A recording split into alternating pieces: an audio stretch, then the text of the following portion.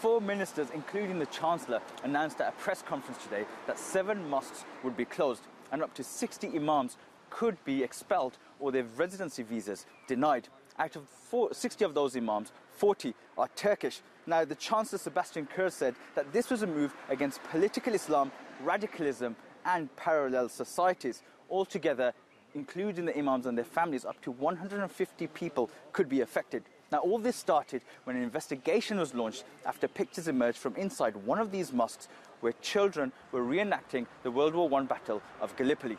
Some of them were playing dead, and then they were draped in Turkish flags. An investigation was launched, and now today the news was revealed that 7 mosques, one of them Turkish, 6 of them controlled by an Arab organization, will be closed. Now, we have to remember that the government here is made up of a coalition, a centre-right and a far-right party. And it's the far-right party that control the Interior Ministry, and they're the ones that are pushing this. However, people here are concerned because the Interior Minister Heinz Christian Straat said that this is just the beginning.